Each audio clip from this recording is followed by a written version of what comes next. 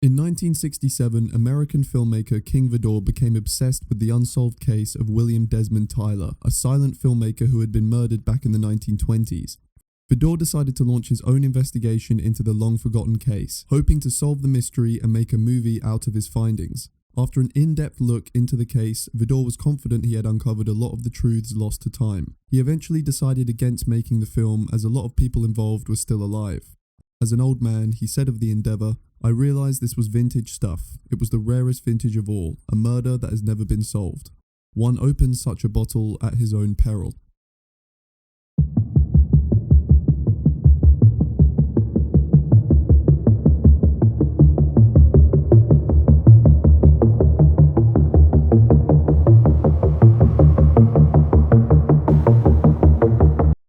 Every policeman has at least one unsolved case to obsess over. I'm talking about the soul of a policeman. Poor old Torstensen never solved it, and he never let it go. This is a scene from The Girl with the Dragon Tattoo, directed by David Fincher. He's known for his versatility across all genres, but could be dubbed the master of the serial killer movie. It's one topic that he's kept coming back to throughout his career. Fincher is typically seen to be a little sadistic, with a high tolerance for dark, disturbing material, but his experience making one particular movie impacted him more than any other in his career. If we examine some of his later works, we can see an underlying thread connecting several of his films and TV shows, where he's used his talents for filmmaking as a means to process and understand the extremely draining experience that drove him to the edge while shooting his 2007 film Zodiac. So who is David Fincher? Watch a few interviews online and it won't take you long to learn 3 things. 1. He loves sadistic, dark topics. 2. He does an incredible amount of takes on set. And 3. He is a perfectionist. He obsesses over the smallest details in a scene and wants everything to be exact. You can see it in his filmmaking. Shots are usually still, straight, and concise, and the same can be said about his dialogue. It results in a smooth, clear-cut film that's aesthetically pleasing and easy to follow, even if the contents are complicated and require your undivided attention. Fincher is often compared to the people he's making movies about, serial killers. He has an insane level of preparation for everything he does so that he can execute seamlessly, and his attention to detail enables him to foresee any loose ends in production and address them long before anything goes too wrong. He's fascinated by the minds of some of the most evil people in recent history, and doesn't hesitate to delve into their minds and try and see the world through their twisted perspective to get a better understanding of how and why they do the things that they do.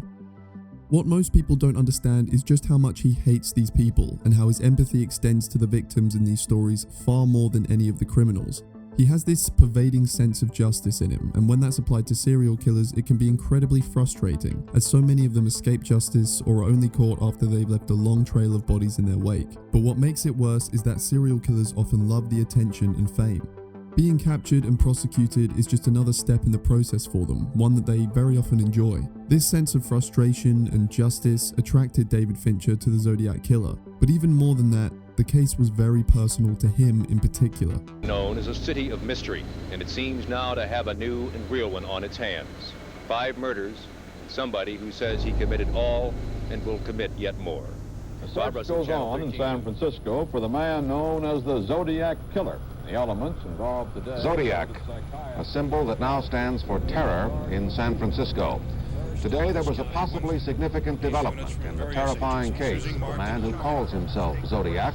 And the psychotic killer has already murdered 5. The Zodiac was a serial killer active in San Francisco throughout the 1960s. Over the course of a decade, he sent numerous letters to the San Francisco Chronicle, detailing his killings and preaching his insane doctrines. He included ciphers and puzzles in many of his letters that supposedly contained his name and more clues that have never been discovered.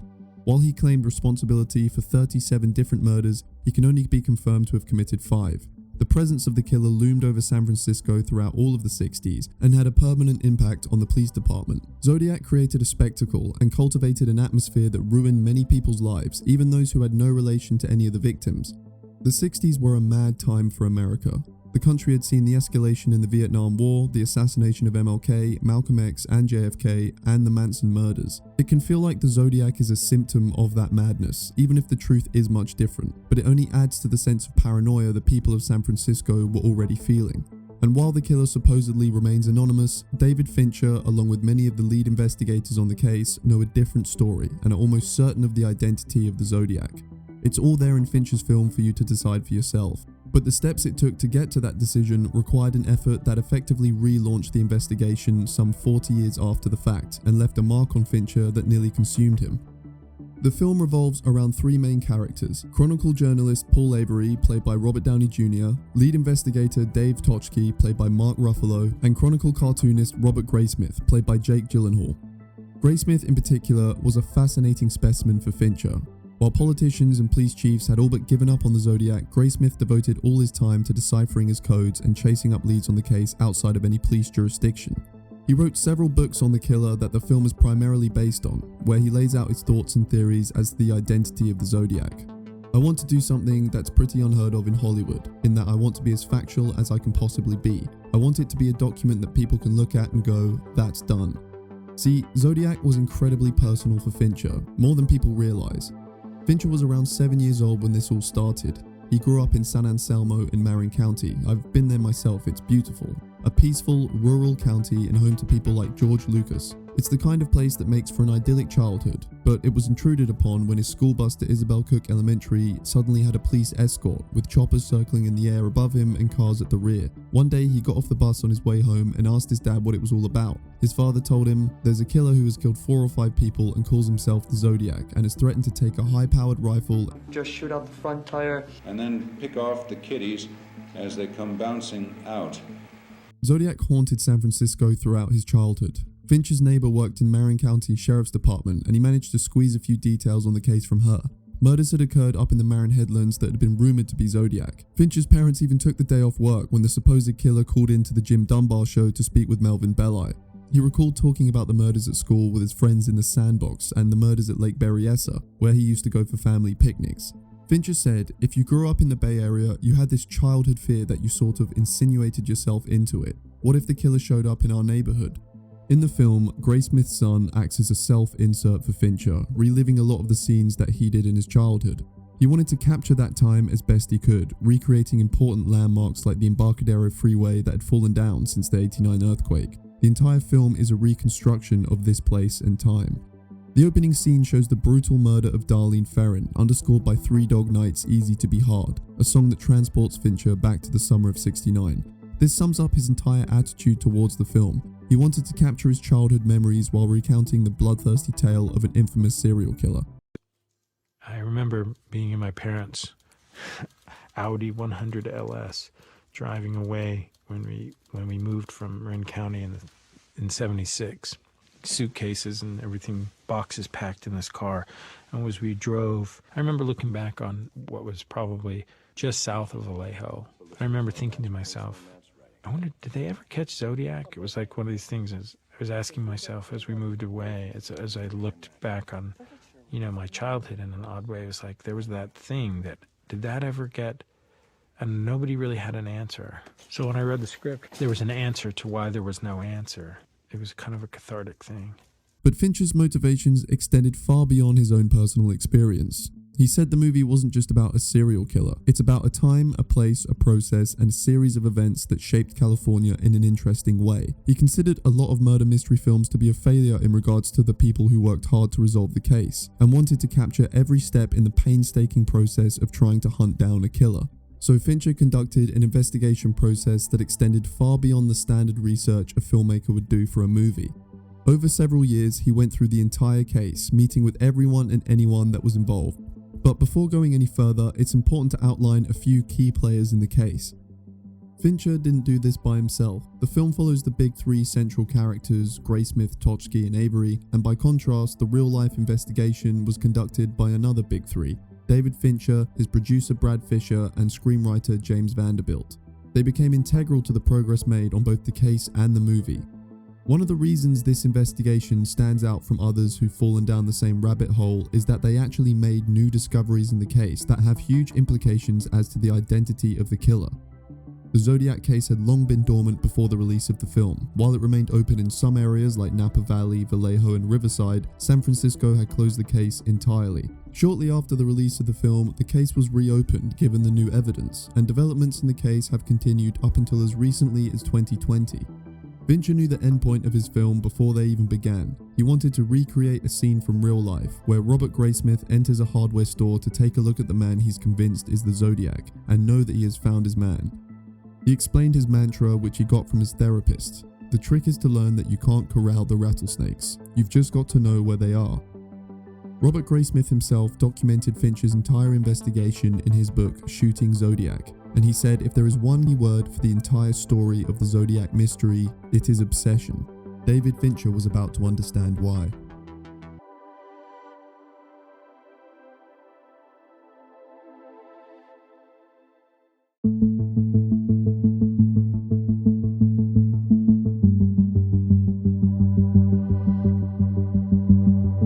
The Zodiac Killer would commit 7 assaults across 4 separate cases, leading to the death of 5 with 2 remaining survivors. The film would document 3 of the 4 indisputable cases across California. Lake Herman Road in Benicia is the first recorded killing, but due to there being no survivors or witnesses, the filmmakers decided not to include it, as they could not portray it accurately without gross misinterpretation. The film covers the following: the attack in Blue Rock Springs, Vallejo, in which Darlene Ferrin was killed and Mike Mageau survived. The Lake Berryessa attack in Napa County, where Cecilia Shepard was killed and Brian Hartnell survived. And the murder of cab driver Paul Stein on Washington and Cherry, Presidio Heights in Riverside County. Each scene is recreated with immense attention to detail. If you've seen the final movie, you'll know that Arthur Lee Allen remains their prime suspect, though he was dismissed by SFPD due to a number of reasons I'll touch on later. Research into the case as a whole was paramount, but Fincher would delve into the life of Allen and ensure that he knew every last detail about the man before convicting him. The 3 filmmakers would work with San Francisco, Vallejo, Napa, and Benicia police departments to uncover all the files and evidence related to the case. They had an entire team employed on the investigation. Amy Carr was a researcher for Phoenix Pictures, one of the production companies behind the film. Max Daly was another researcher who would look into several crucial aspects of the case. And then there was PI Mark Arneson, whose sole mission was to track down one of the remaining 2 survivors of the Zodiac, Mike Mageau. Tracking down both witnesses would prove a near impossible endeavor that would take as long as the rest of the investigation combined. Mageau had fallen on hard times in the years since the attack. He had become a drifter, moving from city to city and living on the streets, whereas Brian Hartnell had managed to settle down with a family and pursue his career as a lawyer. But he was hard to pin down as well. Brad sent a letter asking to meet, but he knew it wouldn't be easy. Hartnell had worked very hard to put all of that in his past, and he couldn't be reached unless he wanted to be. David, Jamie, and Brad had already met with Graysmith, who would accompany them throughout most of the investigation, but the next most important person on their list was Dave Tochke. When he showed up to dinner with the 3 men dressed in all black, the first thing he said was, "My God, I feel like I'm back in homicide."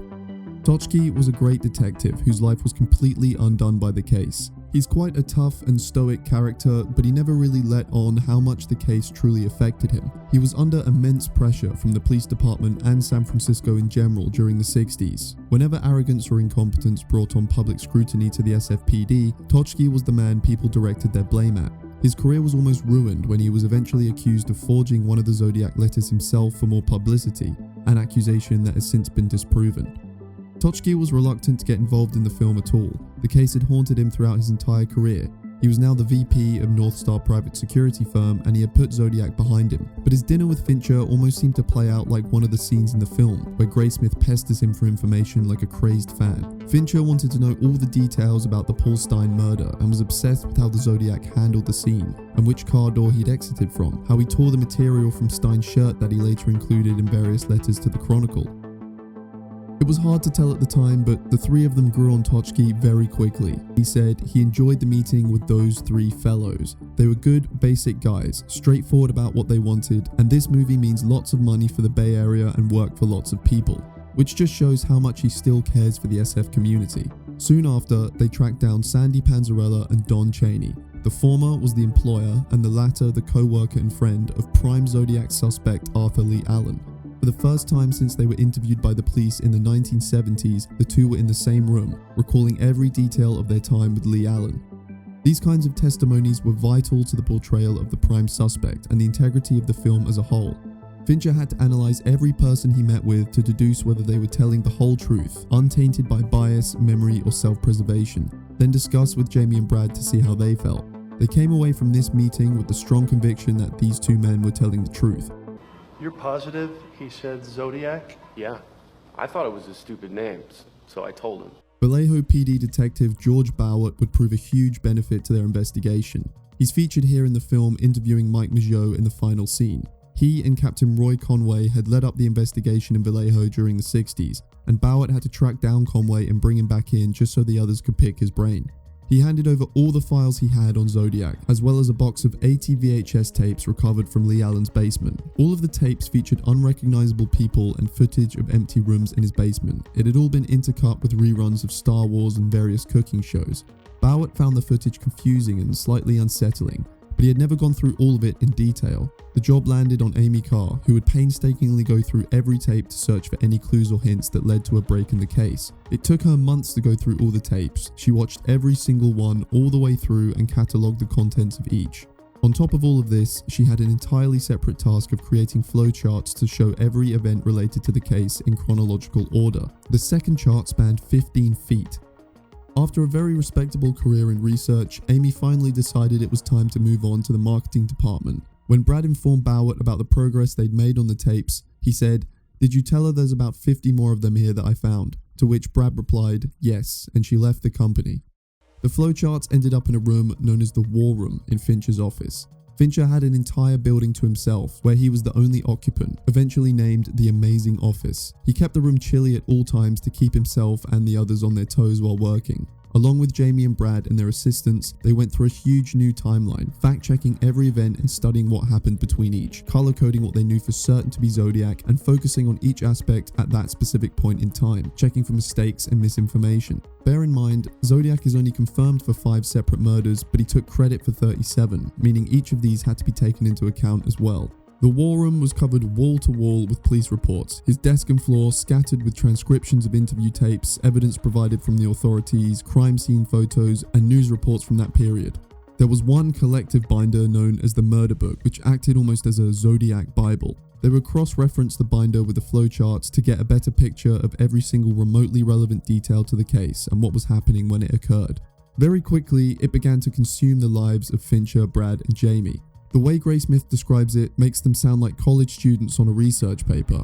They'd stay overnight at Brad's and order pizza for 3 nights in a row while going over the case. They would work at the Amazing Office, at home, or travel around to interview people, having to maintain their careers and relationships somewhere in between. They became like a married couple, arguing and making up constantly and finishing each other's sentences. Jamie had a wedding to plan while this was all going on. The process was very draining, but they were starting to make progress. Brad had been waiting anxiously for Brian Hartnell's reply to his letter, and eventually, Brian's son contacted Brad's assistant to let her know that they were considering the offer. But while they were waiting, it was time to start visiting the crime scenes.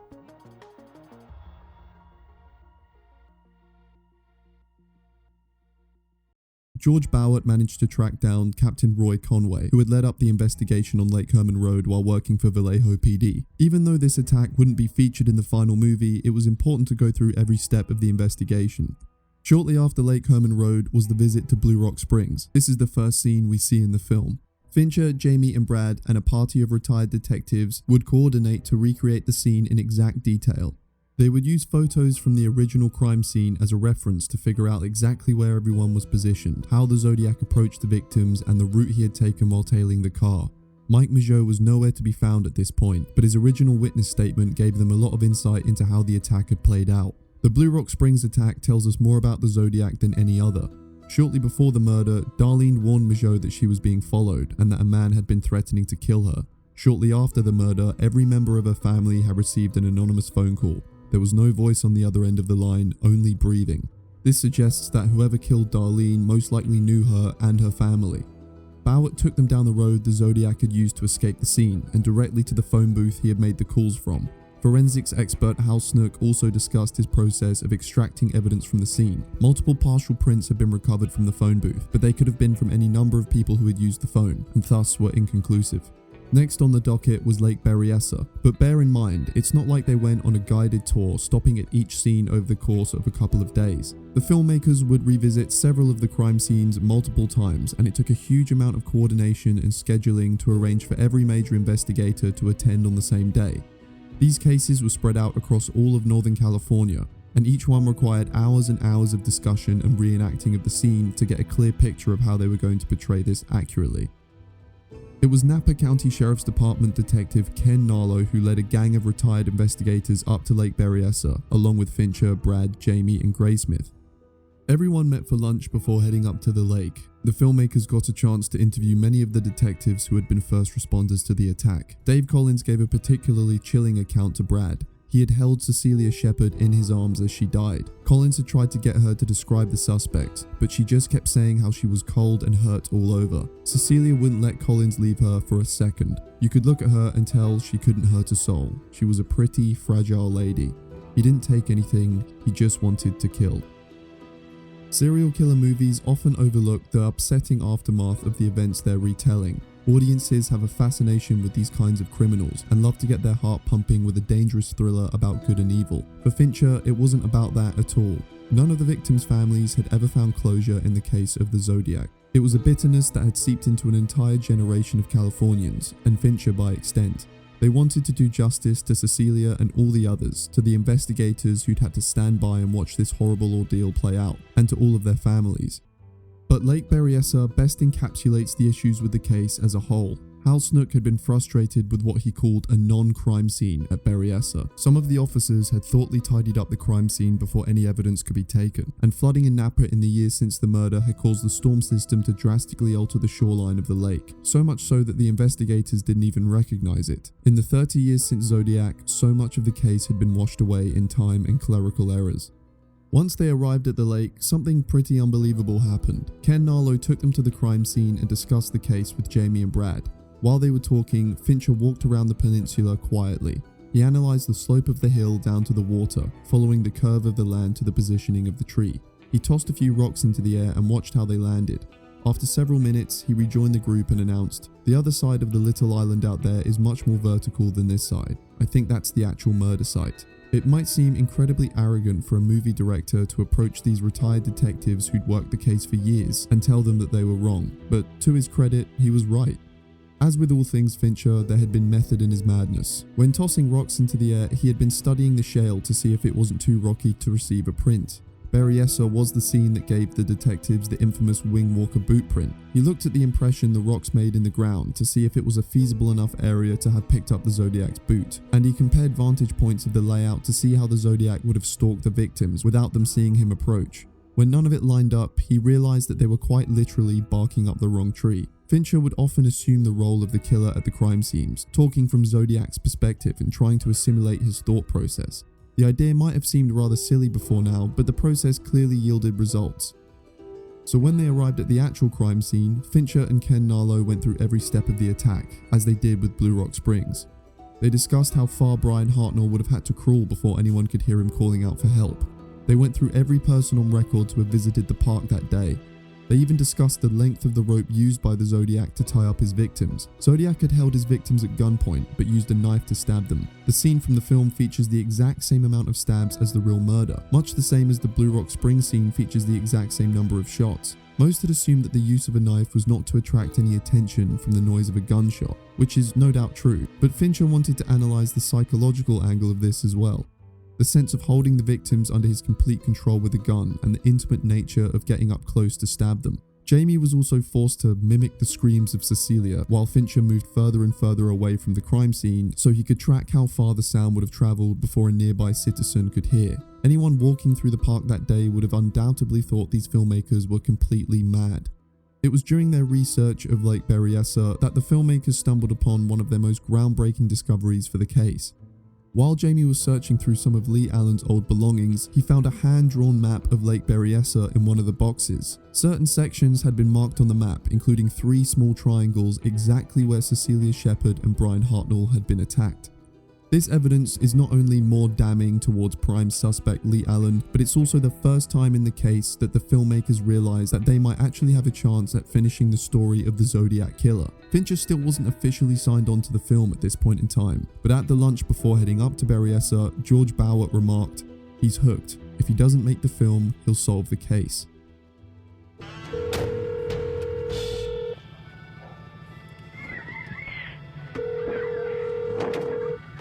San Francisco Police Department. Yeah, there's a fight in a cab. What is your location? 3390 at Washington, at the corner of Cherry. One drunk we think he's robbing him. Is the crime still in progress? Yes, please hurry. The last crime scene to visit was in Presidio Heights. Sometime later in the investigation, a group of SFPD detectives, along with Totsky, took the three filmmakers to Washington and Cherry, where cab driver Paul Stine had been killed. They underwent a similar process as the previous crime scenes, wherein Fincher would go over every detail, fact-checking everything with Totsky and the other investigators and assuming the role of the Zodiac in the situation. He was still obsessing over whether Zodiac cradled Paul Stine's head. Eventually, Fincher had a chance to sit down with one of the witnesses, Luke Robbins, who recanted the entire ordeal from his perspective. Inspector Steve Carroll joined them at this particular crime scene. Carroll had been put on the case for SFPD back in 2000, but he had somewhat of a tension with Totsky. The two disagreed about many aspects of the case, and Carroll didn't seem to hold the same personal weight to the case as the other detectives from back in the day. It was while at this crime scene that tensions arose between Fincher and the SFPD. Fincher was asking Carroll about the necessary conditions it would take to access certain pieces of evidence and resources from SFPD that they could take away and have examined by other experts. The DNA analysis had remained in one lab belonging to the police this entire time, but Fincher had access to numerous resources given the funding for the film. Carroll continues to deny Fincher's request, rather calmly at first. Fincher offers a reasonable workaround every time Carroll raises another issue with the request, maintaining patience at all times. Whether it was to do with money, resources, or taking away man-hours from current cases with the SFPD, he offers a solution. He even offered to pay out of his own pocket, as to not waste any of the SFPD's budget or time. He said that if they were able to take away DNA evidence to another analyst or lab, it can be vetted and approved by the police beforehand. But eventually, Carroll loses his temper. "It's never leaving our lab. I keep my mouth quiet about this for a number of reasons." Part of me sympathizes with Carroll. In reality, he is just the messenger, but the entire interaction is emblematic of the problem with SFPD during this investigation and the original one. SFPD always talk of needing to focus their resources on current cases as opposed to old ones. There are people suffering from murders in the immediate present, and they often cite constant interruption from the public and media on Zodiac as a reason to leave the case be, because it can interfere with their everyday work and puts pressure on resources. But here Fincher is, offering his own money and resources, as well as discretion and patience, and Carroll still says no. The SFPD are far more worried about someone else taking on the case and doing a better job than they did because it paints them in a bad light. Totsky bit his tongue throughout the entire interaction. He had the exact opposite viewpoint from the SFPD.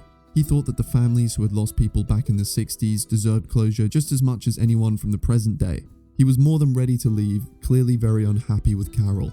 Graysmith speaks as a truly neutral observer in this section. So many years afterwards, there was still an obsession with the case that was affecting policy from police departments that just seemed to want it to go away. This was a big point of frustration for Fincher, Brad, and Jamie. Jamie even suggested going to the Chronicle with a story about how they'd offered to pay for DNA testing on Zodiac letters without any further cost to the taxpayer, only to be stonewalled by the police. But creating bad blood would only set them back in the long run. So the filmmakers and the investigators all left the crime scene feeling somewhat frustrated. Totsky would be back before long. Every October 11th, he would visit the scene to pay his respects to Paul Stine.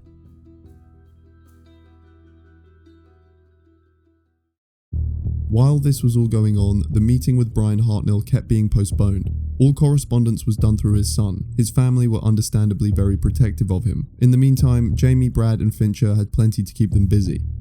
The National Cryptologic Society put Brad in touch with an old NSA codebreaker who'd been involved in deciphering KGB codes for the government during the Cold War, hoping that he would take another crack at some of the Zodiac ciphers. Fincher then met with Liam Cunningham, one of the handwriting experts who had analysed the Zodiac letters back in the day, who then referred Fincher to another expert who could give him a second opinion.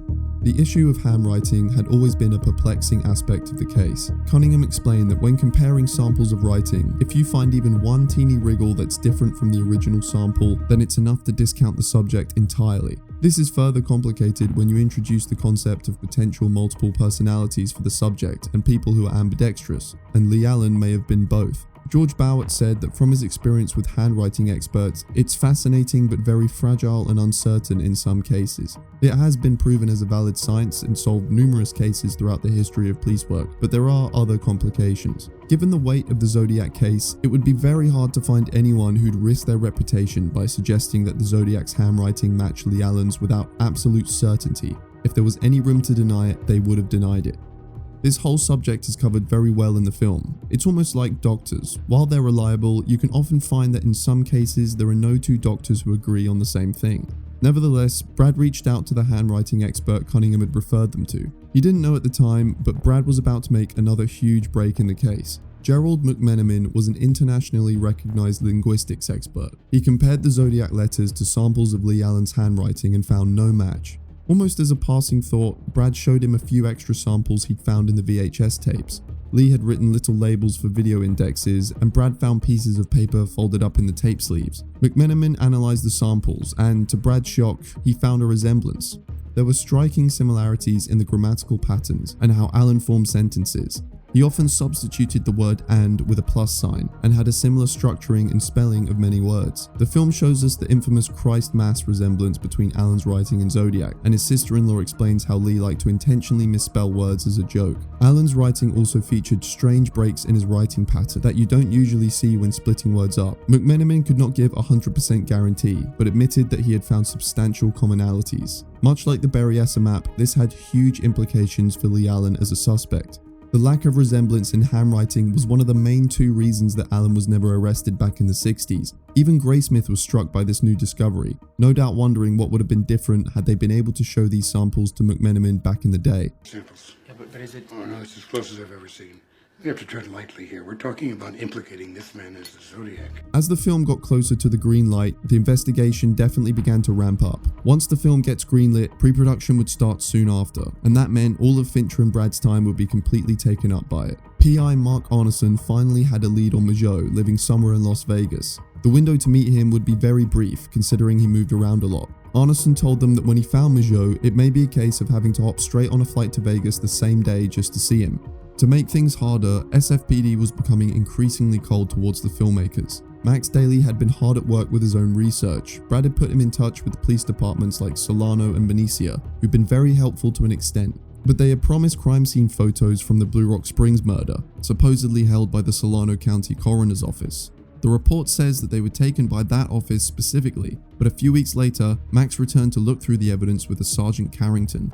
Max said that Carrington seemed to kind of forget he was there to see evidence. When they went to look through the Paul Stine evidence folder, they couldn't find his case number, and said the evidence files were down at Hunter's Point. Max suspected that there was a disconnect between the upper tier and middle tier of SFPD, which could definitely be said of the original investigation.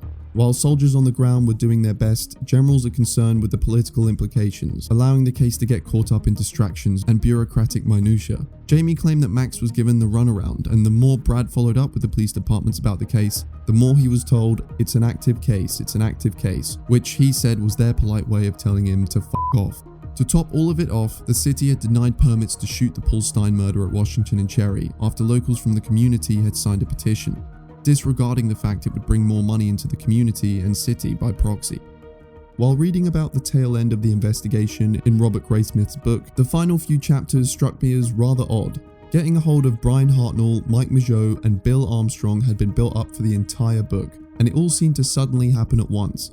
With only a few weeks before the green light, they had managed to get in touch with Bill Armstrong. An article in the papers had reported that the film was not going to paint Bill in a good light, which led to the meeting being cancelled. Brad was quick to rectify this, reaching out to Armstrong to clarify the papers had the exact wrong idea. Ken Narlow and Dave Tochke were somewhat protective of him, and wanted him to be kept away from the case as much as possible. Armstrong had been deeply affected by the case back in the day, and eventually decided to transfer from the homicide department shortly after the Paul Stine murder. After speaking with Brad, he quickly refuted the notion that he didn't want to be found. The details on their meeting were surprisingly brief. He explains how he eventually gave up on Leigh Allen as a suspect. Most of their talk revolved around fact-checking and making sure all the details they'd found on the case matched up. We then get a very sudden transition into the meeting with Brian Hartnell. This section is even briefer than Armstrong's, partially due to the fact that he didn't have a great recollection of the events given how long ago it was. But what struck the filmmakers was just how successful he was as a person, and how he'd been able to move on with his life so well. Hartnell was originally hard to contact and would only sit down to one dinner, but after realizing the movie was going to get made with or without him, he decided that he should probably give them the right details to be accurate. And eventually, he even did press for the movie. It brought out a confidence in him, and he decided that the Zodiac was newsworthy again after years of turning down reporters. The film ended up being quite a cathartic experience for him. I only note the brevity of these sections because it tells us a lot about the investigation. The fact that Fincher, Brad and Jamie had collected so much evidence and worked the case from every angle meant that by the time they got to meet some of the people who were most involved in the case, they had already gotten a lot of what they needed to know, which just speaks to the quality and devotion to the work. It's also crucial to get the blessing of these individuals before making the film and to capture their likeness and run every detail by them to ensure they haven't gotten anything wrong. Their confirmation of events is as important as any new pieces of information they could have given, if not more so.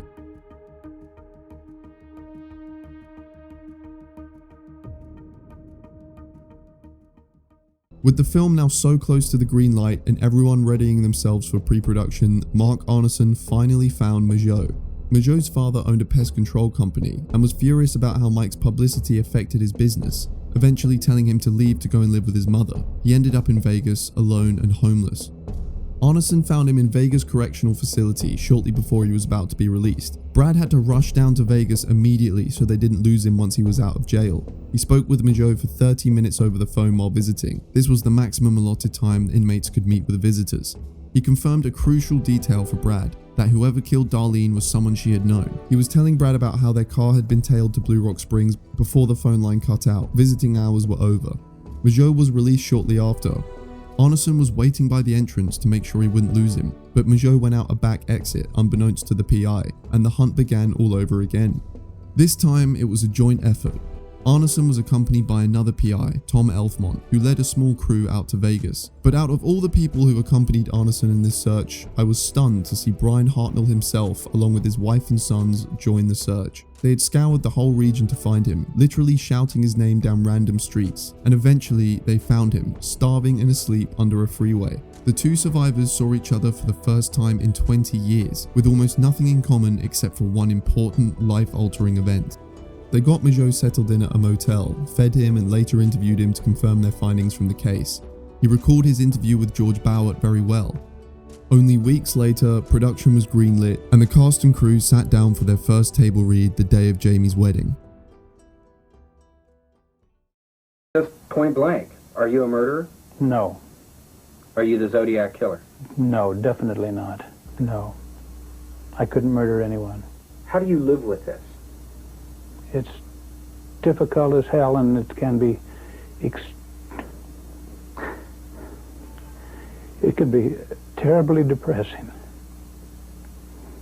And if I deserved any of it, that would be something different, but I don't.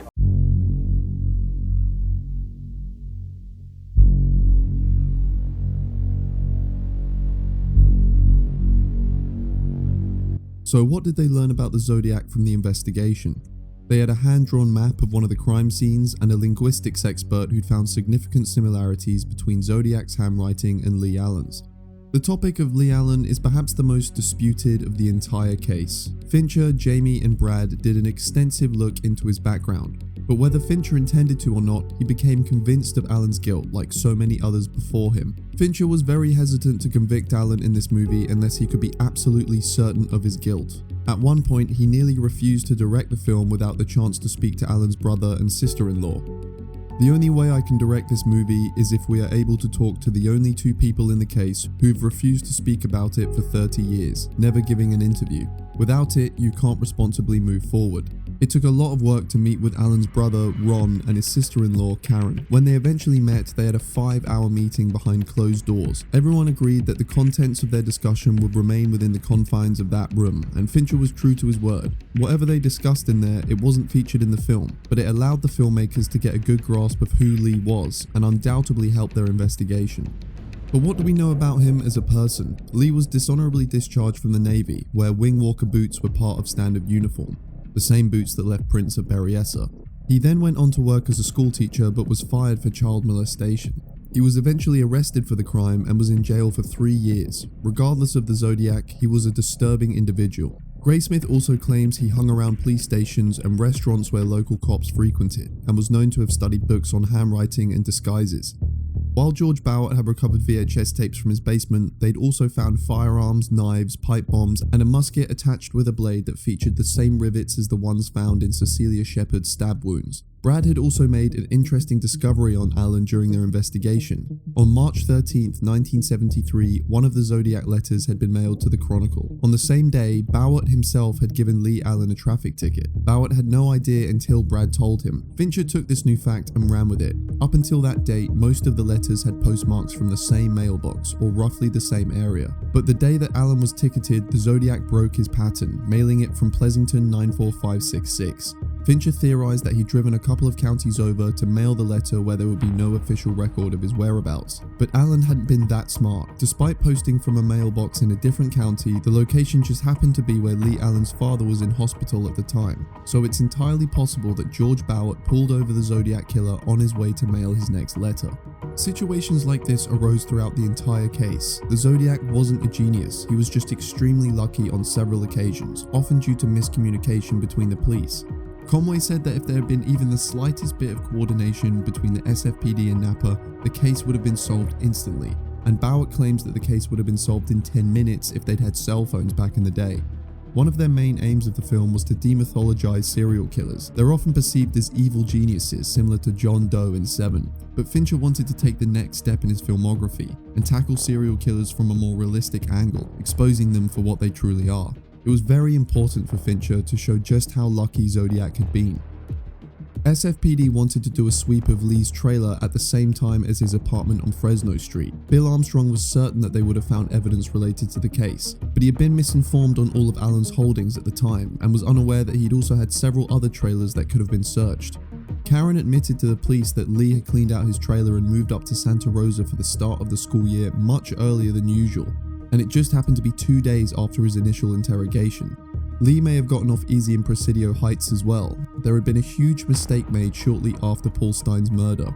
Police patrol units were told to keep an eye out for a black male near the murder scene.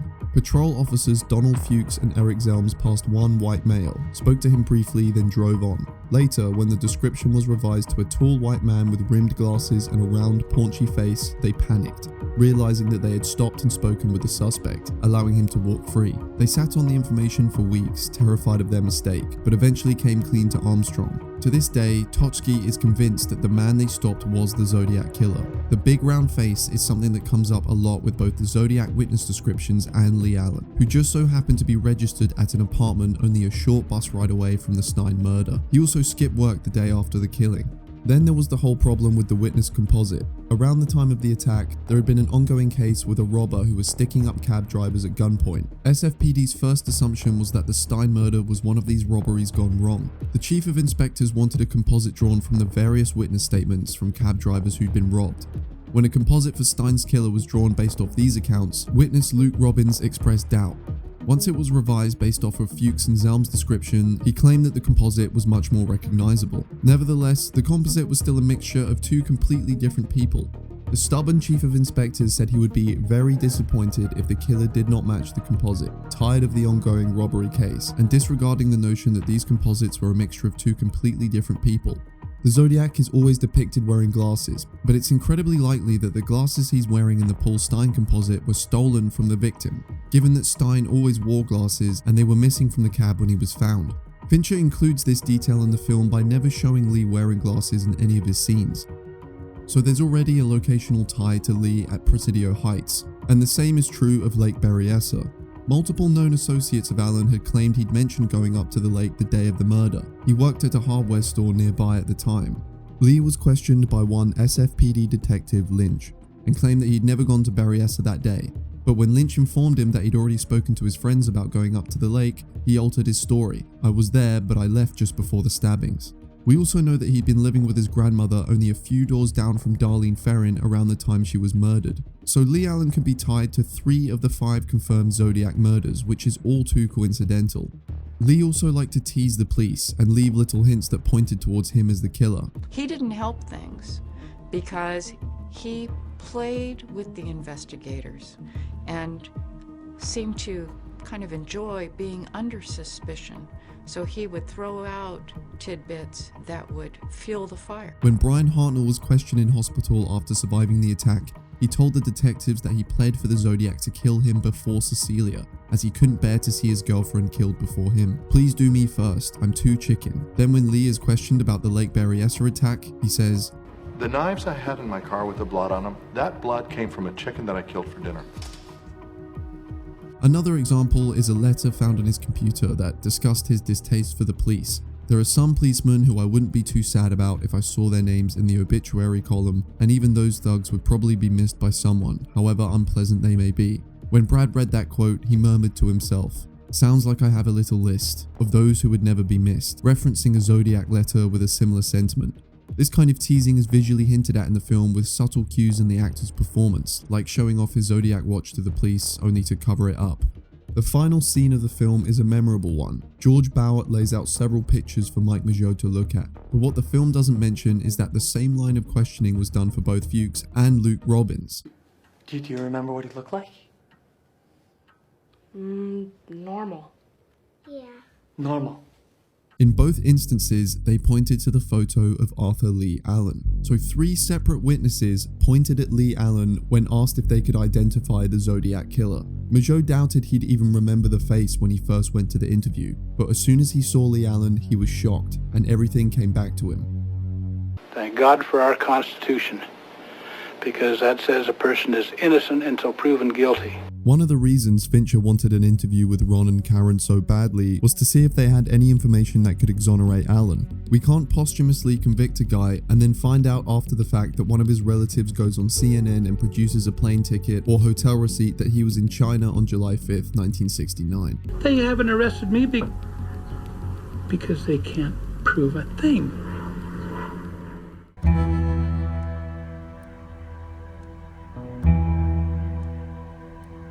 So with all the evidence against him, why was Lee Allen never convicted? This is a two-parted question. Why was he never brought in? And once they finally made the decision to bring him in, why did it take so long to get approval? The first question boils down to 2 main factors: DNA and handwriting. The handwriting aspect we've already covered and explained how David, Brad and Jamie have an answer to this problem. But there is an explanation as to why his DNA never matched up with the Zodiac's. To understand this problem, we need to look at the 2002 ABC primetime special that claimed to have new DNA evidence in the Zodiac case. The special shows DNA samples from one of Zodiac's letters compared up against Lee Allen's and claims there was no match. The special exonerates Allen completely. It wasn't a good look for SFPD, who had spent a large portion of their investigation looking into Allen. This was the special that eventually led to the closure of the case. The problem with this special is that it uses a tiny, thin trace of a fingerprint as its groundbreaking new evidence. Every sample that was tested against it was inconclusive, even Allen's, because the sample was simply too small. Lee Allen didn't match the trace of DNA recovered from the stamp of a letter, but the letter would have passed through several people's hands during its journey through the postal service, a huge factor overlooked in the special. This was the attitude SFPD had back in the 60s. Allen's DNA didn't match up against samples that could have been from any number of people. A lot of Zodiac's letters had been from copycats, so there's every chance Allen's DNA was being compared to random people who were just sending in letters. A lot of the detectives who worked the case agreed that this special lacked any kind of logical reasoning. VPD Lieutenant Dave Jackson said, "All it indicates is that the DNA on the stamp and the envelope aren't his. It doesn't eliminate him as a suspect." And Captain Tony Pearsall said, "It's quick to draw such a conclusion on one minuscule piece of evidence. They're just assuming a lot from the fact the DNA is not Allen's." Allen's DNA didn't match up with the print left on Paul Stein's cap either. This was another reason the police disregarded Allen at the time, despite the fact that any number of people could have used the cab that day. It was Brad who eventually came up with the theory some 30 years later that the print could have been from one of the children who'd witnessed the murder, which would make sense considering a child's fingerprint wouldn't be in any criminal database. It wasn't until years later that SFPD finally agreed to bring Allen in, which was where the film ends, but even this decision took a lot of work to get to, and it was riddled with bureaucratic obstacles that prioritized how the case would be viewed by the public, as opposed to getting justice. By the time they were ready to bring him in, Lee Allen was sick. He wasn't a threat to anyone anymore. He had diabetes, walked with a cane, and had difficulty seeing. Jim Lang was second in charge at the Vallejo DA's office, and was pursuing a conviction case for Allen with Conway and Bowert. But there was no practical reason to pursue a prosecution if Alan was going to die shortly after. It would be a death penalty case and extremely expensive for the county. Jim Lang was willing to stake his career on the trial, but there were a lot of politics involved. DAs are politicians. They don't want to ruin their career by convicting a guy for a death penalty who is already going to die soon. There's still every chance that the verdict on Alan could declare him as not guilty if the trial doesn't go smoothly or the jury isn't convinced. The DA's office only cared about the practicality of the trial, not the spiritual or figurative sense of justice or a good ending to the story of the Zodiac killer being caught. Conway said, "The trial would be $2 million to go forward and the guy's never going to get on the witness stand." Fincher had the opposite mindset. The guy might be in a fucking pine box, but the good guys won. Conway worked with 2 chiefs of police on the investigation, and both were absolutely satisfied they'd solved the case. Leigh Allen was the Zodiac. Fincher asked why they didn't go public with this, but Conway explains that reporters and guys just like Fincher would follow those police chiefs for the rest of their lives, and it would consume all their time and resources for essentially nothing. Conway was already sick of it. There was a Zodiac special on TV at least once a month, and every time a new one would air, they would be flooded with phone calls. Conway spent a third of each week talking about the Zodiac for the last 5 years of his career before he retired. It was too much hassle and pestering. Mike Nail was another DA at the time who was running for judgeship and couldn't afford a bad mark on his record if the case went south. Mike Nail, Conway, Jim Lang, and 2 other DAs sat down and composed a list of every single thing that pointed to Leigh Allen being the Zodiac. They fact-checked all of them and took out the ones that didn't hold up. But if it went wrong, it could cost DAs their jobs and at least $1 million to the county in prosecution fees. The thinking was, if Alan was going to die anyways, they might as well forget him. But after a second search warrant allowed the police to investigate Alan's home, Bowett said enough evidence had been gathered for them to file a case. We actually had a meeting set up to go to the district attorney's office, and about a week before the meeting, I got a call from a police officer named Terry Barron. I was at home, and he asked me if I was still looking at Arthur Allen as the responsible in the killing of Rock Springs of Darlene Farron. I said, doesn't yeah. remember how he got on him, being but kind of a think he smart looked aleck, like a killer, so he didn't like the police him officer physique. said to me, well, I'm standing in his house and he's laying on the floor. Take it And I slow. said, what do you mean? And he said, yeah, he's on the floor, but he's dead. Bowett wanted DNA from the body in case anything else came up in the future that they could match against it. He also looked at Alan's computer, which was turned on when he died, and saw information on the Zodiac on his computer screen. There are just too many coincidences in this case for Leigh Allen to be considered not guilty. To this day, many Zodiac enthusiasts completely refute Alan as a suspect, but these people are missing one crucial fact. The investigators who were actually there, who lived through this case and spent their lives hunting down this killer, working as professional detectives, are absolutely certain in their minds that Arthur Leigh Allen is the Zodiac killer, and I would take their beliefs over anyone else's. While enthusiasts are impressive in the extents to which they dig through files and evidence in the age of the internet, none of them can make the same claim. David Fincher believed the same thing. He wanted this to be the final word on the Zodiac. He wanted a sense of catharsis and closure for the people involved and himself. By the final frame of the film, Fincher wanted everyone who'd been affected to feel represented. He wanted the identity of the Zodiac to be common knowledge, and he wanted people to know that this face is the face of a monster. But not everyone believed him.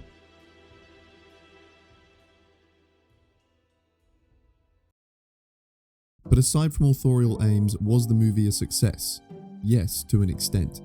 The movie was favoured by critics, but it can be a little hard to get into for the average moviegoer. Its nearly 3-hour runtime makes for a very long watch, and the story prioritises accuracy over drama. Jamie explained how movies often use murder scenes as a kind of treat for the audience. It's a reward for sitting through the talky scenes, but Zodiac defies all laws of entertainment and pacing. The final murder is seen before the halfway point in the film, and the last time we see any sign of the Zodiac is the Kathleen Johns incident, which everyone agreed was unlikely to be Zodiac anyway. But the film was achieving exactly what it set out to do. It wasn't just about following Zodiac, it had to track how the case affected the lives of everyone involved. Graysmith's obsession cost him his marriage, for Avery it cost him his sanity and fueled his substance abuse, and Tochke nearly lost his career. Like Brad said before, the film is about a time, a place, and a process that shaped the city. Fincher resents the notion of a heroic cop hunting down a killer in the space of 90 minutes. You never see the excruciatingly long time it takes to lay down the groundwork for a case in a film. You only see them kicking down the door. He had previously alluded to this notion in Seven. When the police are brought in to hunt down John Doe, the officers feel like they're from a completely different movie, overexcited with the action element, more so than bringing justice to the killer. They love this. Mind Games, a book written by Adam Naiman, documents some of the more interesting reviews on Zodiac. Kent Jones wrote in his CinemaScope review that the film worked simultaneously on macro and micro levels, switching between intimacy and omniscience while focusing intently on the literally microscopic details of police forensics. It remains attuned to wide-scale gradations of fashion, technology, and pop culture over a quarter-century span from 1969 to 1991. Nathan Leigh for Village Voice called it an orgy of empiricism and quoted a friend who said it felt like being locked in a filing cabinet for 3 hours. And I think this sums up the film very well. The reason it's a near-perfect film is the same reason some people may find it dull. It's trying to make you feel locked in with the rest of the circus of San Francisco. When discussing the movie's $90 million budget, Fincher told Entertainment Weekly, "People talk a lot in it. It's about a cartoonist and a murderer who never got caught, so yeah, the studio is nervous." Despite their financial concerns, their intentions to recapture 1960s San Francisco seemed to pay off. Cinematographer Harry Savid captured the desaturated palette of the mid-70s with specific point of reference to Gordon Willis's look in All the President's Men. Max Daly tracked down old photos of the DOJ and Postal Inspector's office before they were torn down so they could be used as reference to recreate sets. Ken Narlow even allowed him to borrow his original captain's uniform for the costume department to remake. Totschke's wife, Carol, was very reluctant to have any involvement in the film, and still didn't want his name to be used, but Totschke eventually agreed, claiming he really liked the guys and didn't want to hinder the movie in any way. He also provided them old photos of their house from the 60s to use as reference, since Carol didn't want them taking a look in their actual home. They even acquired the exact same cars used by the main characters in real life, including Graysmith's red 72 Volkswagen Rabbit and Totschke's 72 red Borgward. And even seemingly insignificant details like Dermot Mulroney's gut were faked for accuracy. Leigh Allen and Paul Avery were harder to portray accurately, given that they were major characters who had already passed on. Avery's widow Margot gave them her blessing for the film and recanted lots of niche little details about his character and mannerisms. She took them through Paul's debilitating mental state at the time and how his paranoia about the Zodiac further fueled his substance abuse. Thank you for asking. The main storyline left on the cutting room floor was Graysmith's marriage with his ex-wife, Melanie. A lot of these scenes were cut for time, which is a shame. Their marriage breaks apart over the course of the film, but the story doesn't really have time to include it fully. One of the major differences in the film is the relationship between the main characters. The movie follows a growing friendship between Graysmith and Avery, but in reality, they never met each other until after Avery had already left the Chronicle. In fact, Avery had a much closer friendship with Dave Totschke than with Graysmith, though the two of them almost seem like rivals in the film. But there are some more glaring inaccuracies in the film that Fincher has been criticized for in the past. There is an extensive document online called Fact vs. Fincher. I can't see who wrote the piece, but you can find it at the link here. I highly encourage anyone interested in the case to check this out. This document combs through the film scene by scene to compare each fact from reality with what's featured in the film. It's a very impressive piece, but a lot of the criticisms leveled at Fincher's adaptation are things that Fincher has admitted to himself. He's very open about the things they had to alter and why. For example, he admits that he doesn't believe the Kathleen Johns case to be Zodiac, and that Mike Mageau may not have been shot with a silenced weapon. The Zodiac case contains many important details lost in translation, but I couldn't find anything in the film that changes or skewers the known truth of the case to a major extent. There seems to be an evident bias towards Fincher in this document. One thing that indicated this more than anything else was its criticism of this scene in the film, where Graysmith and Totschke sit down for breakfast and discuss every piece of evidence that points to Leigh Allen being the Zodiac killer. It claims that almost all these reasons are unfounded in any truth, but then gives incredibly petty reasons that often don't follow logic. For example, the film makes the claim that Leigh Allen's Zodiac watch is the only instance where the Zodiac symbol and name can be found together. There are several instances where you can find the two together, such as the Ford Zodiac, but the document uses this fact to discredit the Zodiac watch as any concrete evidence against Allen entirely. Just because the initial statement is incorrect, it doesn't nullify the ties between Zodiac and Leigh Allen. They also claim that there is no evidence to suggest Leigh Allen ever wore wing walker boots, but Allen was in the Navy, where these boots were standard uniform given to the soldiers. The logic of this document is, if Allen's never seen wearing boots, he didn't have them. The fact that he was in the Navy where they're available is irrelevant. And the entire document is riddled with stuff like this, clearly showing a bias. But I must advocate that there is incredible attention to detail when it comes to how the film differs from what happened in reality. Nevertheless, after reading the document, I have found no substantial reasons to discredit Leigh Allen as the suspect. But I want to make clear that there is still a lot of very useful information in this document that helped make this video. So just because it discredits Leigh Allen, it doesn't mean you should discredit the entire document. Fincher does leave room for interpretation when it comes to Leigh Allen. In each of the murder scenes, a different actor was used to portray the Zodiac based off the description at the time, as there were always slight variations in the descriptions for the witness composites. And Fincher makes sure to include the detail that Mike Mageau gave an 8 out of 10 certainty at the end of the film, not 100%. But everyone who was involved in the real-life case that saw the film praised it for its accuracy. There was a screening specifically for San Francisco PD and ex-cops who had been involved in the case like Tochsky. His friends hailed him for the accuracy to both his character and the ability to assimilate the police experience. Respected American crime novelist James Ellroy screened it for some of his ex-police friends who also shared that opinion. But the fact that there is still so much conjecture out there is one of the reasons why Fincher never truly found closure on the Zodiac.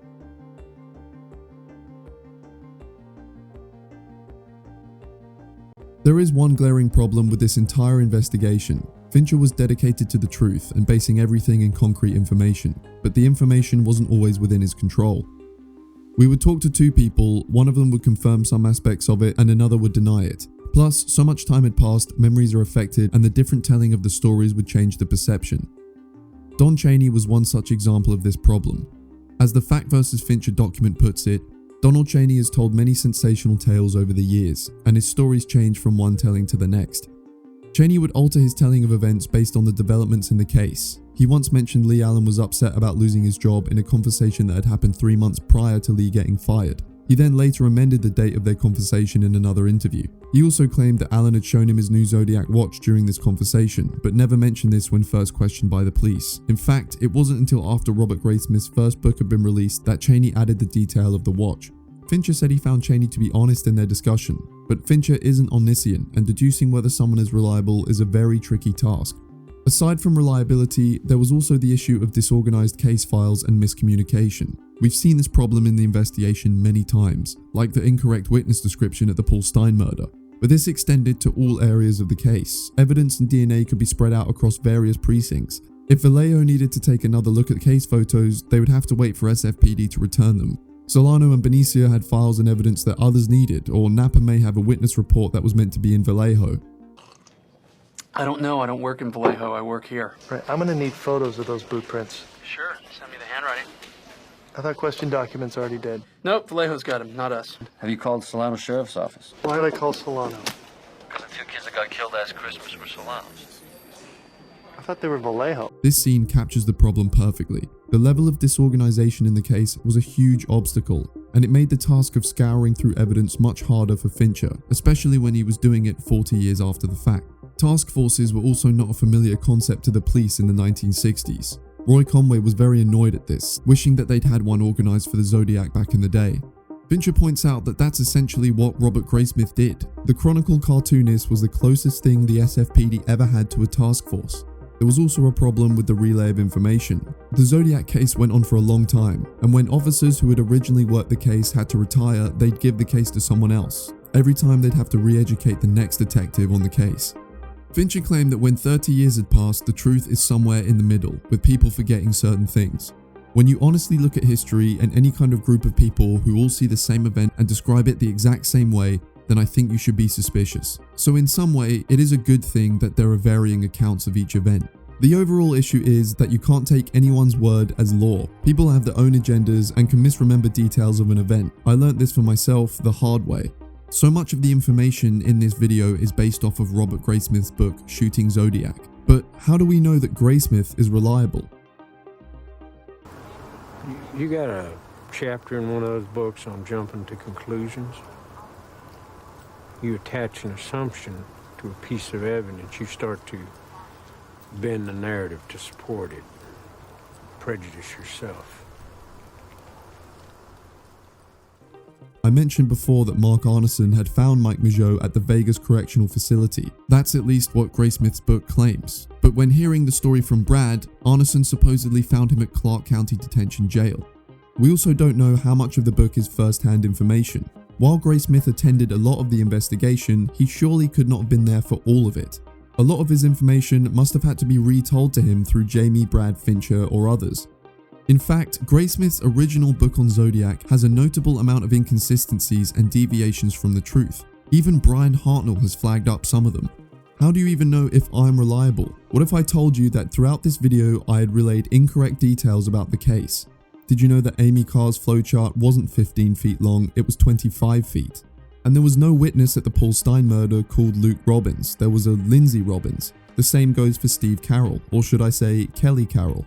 The movie's budget was 70 million, not 90 million as I previously claimed. Graysmith had a 72 orange Volkswagen Rabbit, and Tochke's Borgward was from 62.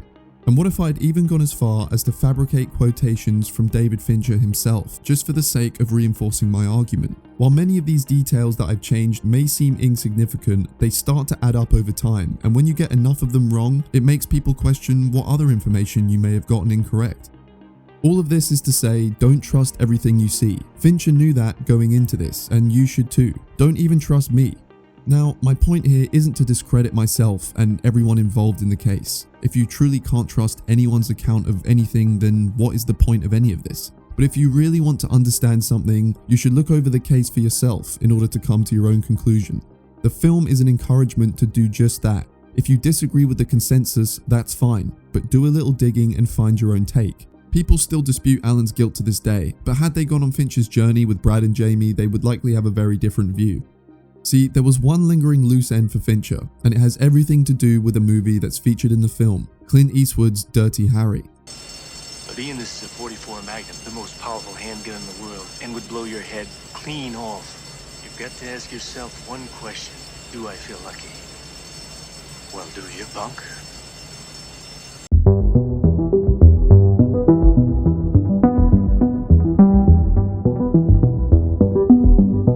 Dirty Harry has nothing to do with this case, and yet everything. The film features Clint Eastwood as an inspector for the SFPD on his hunt to track down the mysterious Scorpio killer. It was a huge hit, with clear influences from the Zodiac. Scorpio even threatens to shoot kids coming off of a school bus, and sends a letter to the local newspaper outlining his killing spree. The Dirty Harry scene was, in my conversations with David Toski and with Robert Graysmith, they were a little amused by the way that Hollywood had depicted the Zodiac case. They were sort of tickled by it. I guess I didn't see Dirty Harry until I was probably 12. I didn't see it till its re-release. But I remember, because Zodiac was such a kind of a personal thing, it seemed to me it was, you know, this person had kind of crept into our collective unconscious and fucked with us for so many years, that when I saw Zodiac as plot device in a movie, I was a little bit appalled. And it probably gave the killer exactly what he wanted, feeding his ego. Quite honestly, I think this is the failing of movies. They are in such a rush to get our vengeance that we never show the difficulty in getting to justice. Dave, that Harry Callahan did a hell of a job in your case. Yeah, no need for due process, right? You're gonna catch him. Hell, I already make you movies about it. Dave Tochke was actually part of the inspiration for Clint Eastwood's character. As a result, his friends jokingly called him Dusty Harry. When Tochke was invited to see the film, he wasn't aware of this at the time. I talked to Dave about this, and he said, well, you know, he was a little sickened by how easy it was all concluded in the movies, and kind of resented the fact that, you know, people were saying to him, hey, Clint Eastwood sure did a great job with your case. And so we wanted to depict that in the theater. Clint Eastwood's Harry Callahan was much more stoic and numb to the job, and Mark Ruffalo's Tochke is a response to that misinterpretation, showing how he truly cared. Clint Eastwood's lawyers were quite difficult about his portrayal in the film. They said if any Dirty Harry posters or standees were used in Zodiac, it couldn't include the head, so the cameras would never show Eastwood's face. Fincher jokingly suggested that they take the severed heads of each of the posters and leave them on Eastwood's pillow.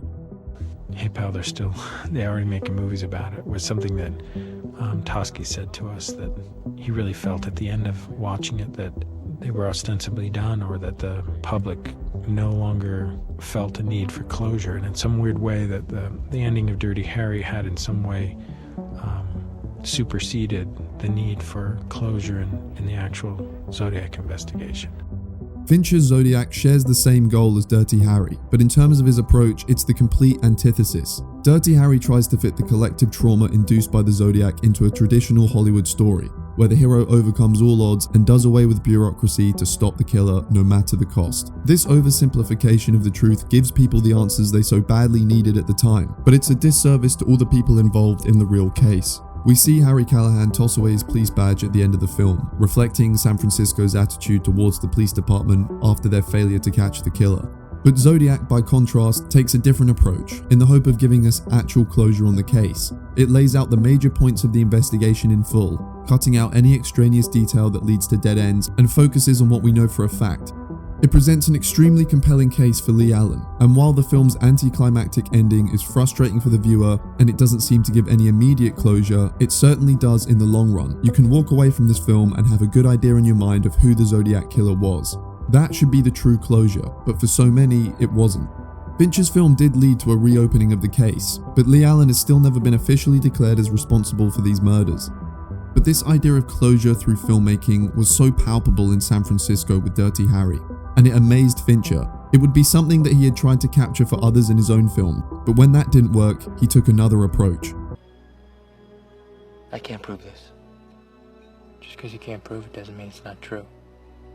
Easy, Dirty Harry. So while the film accomplished a great many things, it didn't do the one thing that Fincher needed more than anything else. He never got the closure he wanted by the end. The film was not the final word on Zodiac. After dedicating so many years to the project, this would inevitably have an effect on someone. After Zodiac, Fincher was not looking to return to the serial killer genre. He wanted to be done away with it after Seven, but was drawn back to Zodiac due to personal reasons. After devoting some 4 years of his career to one project, he was ready to move on, and it shows in his filmography. Up until Zodiac, almost all of his films involved some aspect of violence and danger. From Alien 3 to Fight Club to Panic Room, all of his movies fell under the genre of thriller in some form. By contrast, his next few movies would take him in a new direction. The Curious Case of Benjamin Button was a romantic drama mixed with elements of fantasy, while The Social Network was a biographical drama. He had no intentions to return to serial killers ever again, until one project caught his eye. What I'm going to do is I'm going to tell you a story, and if it entertains you, maybe you'll decide to help me research further. And if not, I'll do the washing up and you'll never see me again. What kind of research? Elizabeth. Oh, can I call you Elizabeth? I want you to help me catch a killer of women.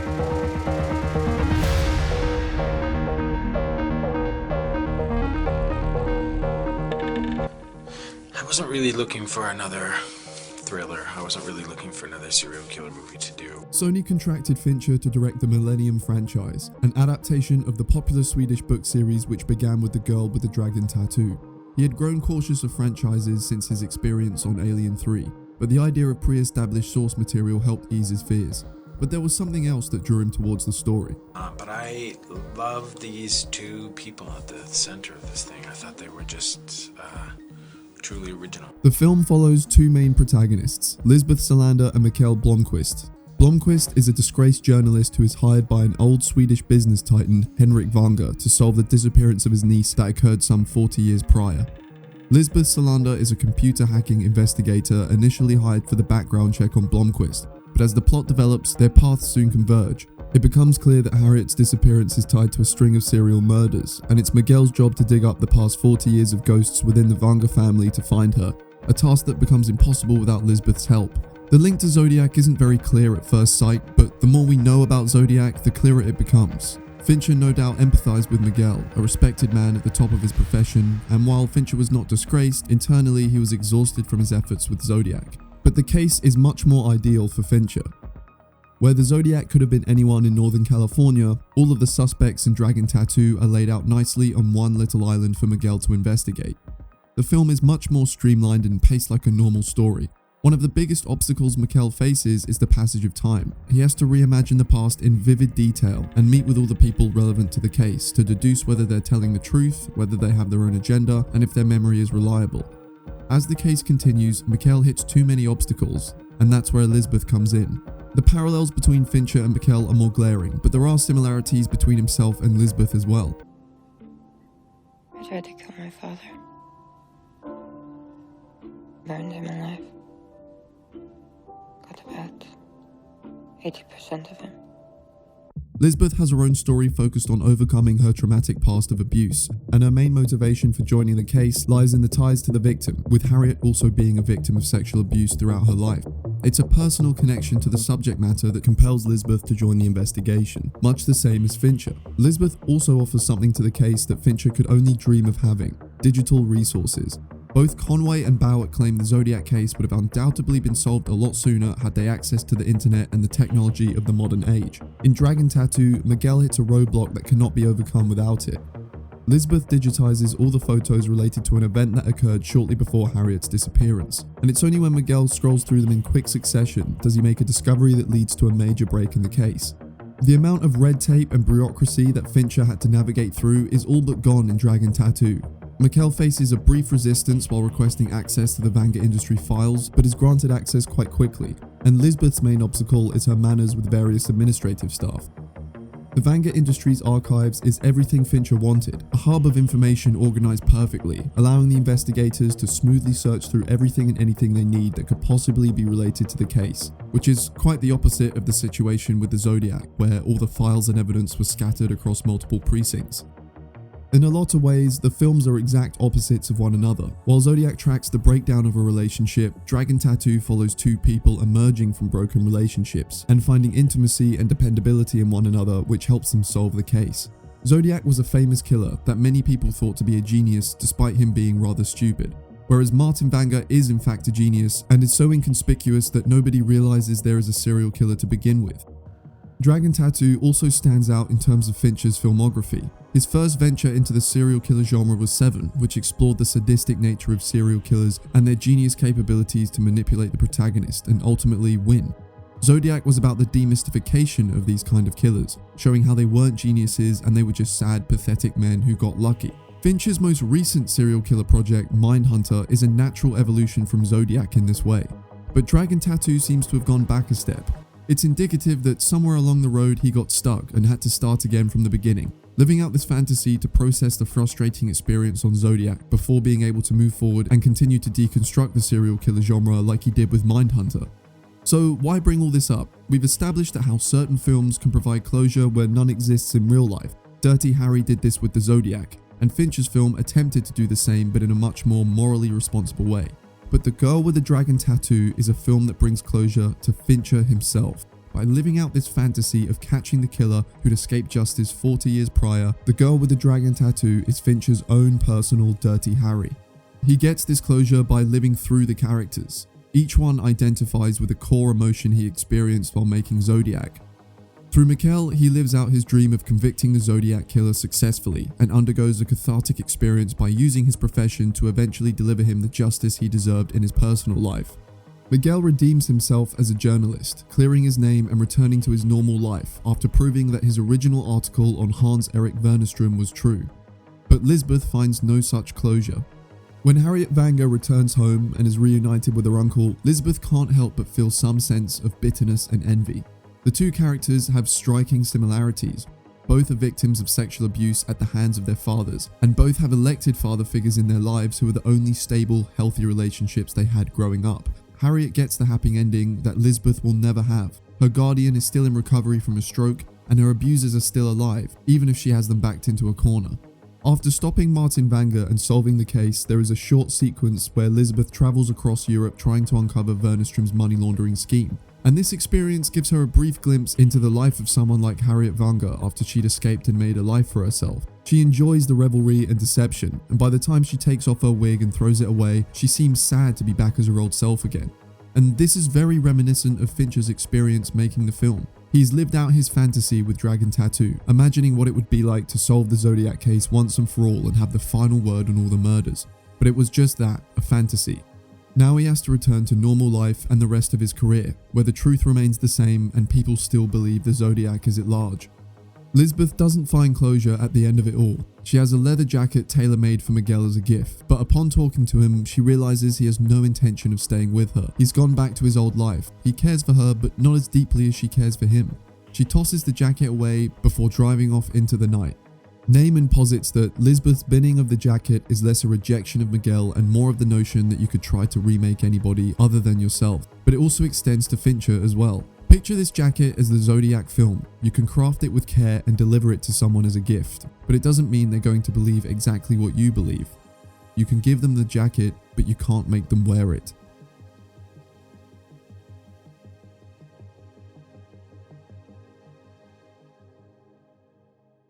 After Dragon Tattoo, Fincher once again claimed he was done with the serial killer genre. It would be 6 long years before he finally returned to the subject matter, unable to stay away. This time, it would be a combination of everything he had learned in the past 3 projects. The coalescence of the procedural and the personal, based off true events but with more dramatization and less strict adherence to the truth. Fincher wanted his 2007 film to be the last word on Zodiac, but Mindhunter gave him the chance to be the final word on serial killers as a whole. But it wouldn't be a simple process. Mindhunter is based off the true crime book of the same name, written by John E. Douglas and Mark Olshaker.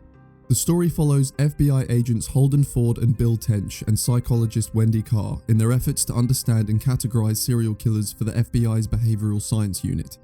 The story picks up in the late 70s, just after the Zodiac story has died down. Up until that point, serial killers weren't really a known thing. The idea of someone murdering continuously without any coherent motivation or relation to the victim was rather unheard of. This was one of the reasons it took so long for investigators to pick up on the Zodiac.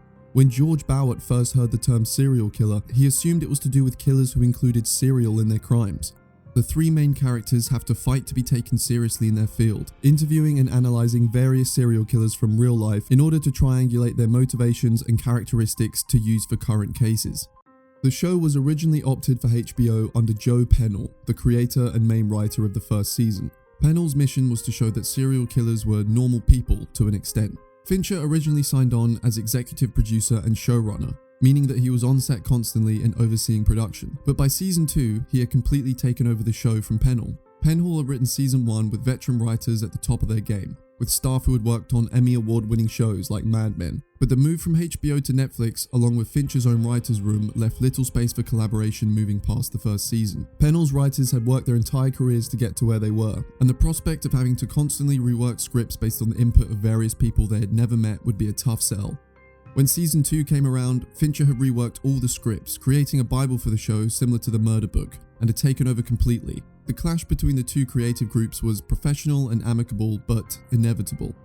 When asked about returning to the genre, Fincher claimed he had no intentions of returning but did Mindhunter in spite of all of that, because it was a show about FBI agents and how they were able, through the application of empathy, to understand those people who were so difficult to understand. That's what was intriguing to me. I don't need another serial killer title on my resume. This was not about that. But it seems his obsessive nature took control eventually. He got that same hook that had drawn him in 3 times before, and before long, the next several years of his career would be devoted to this one project. I think this quote he gave here to Time magazine is a testament to how much he's grown through his career. He wanted to tackle serial killers from a new angle, and he didn't need this project like he needed Seven for his career, or Zodiac for his childhood, or Dragon Tattoo for his closure. And when you let go of a dire need, it can set you free and give way to immense creativity. Mindhunter is important because it sees Fincher taking this idea of the demystification of serial killers to the next level. The key phrase is mythologize, not mythologize, when it comes to these patients, to show that they are not evil geniuses with calculated plans or a sense of higher purpose. They are everyday people with problems like you and me, and that's what makes them so dangerous. They're predators who perfectly blend in with their prey, wolves in sheep's clothing. The show does an incredible job of showing that anyone can become a serial killer. A lot of these killers are dealing with problems that we can relate to, and that's what makes them scary. Jeffrey Dahmer was terrified of being alone. Ed Kemper was never good enough for his mother. Wayne Williams couldn't make it in the music industry. BTK felt powerless in his job and his marriage. Now, these examples are obviously oversimplifications, but those problems were big contributing factors, and no doubt you can relate to 1 or 2 of them. This idea is further reinforced by the subplot around Bill Tench's child. The idea of the man who coined the term serial killer having an adopted son that displays early signs of serial killer behavior might seem a little too on the nose at first, but it serves as an example of just how easy it is to spend your entire life with a serial killer and never realize who they are, as has been the case with so many of them in the past. Ryan's background before he was adopted is a mystery to us in the show, and the boy is a mute as a result of whatever happened to him.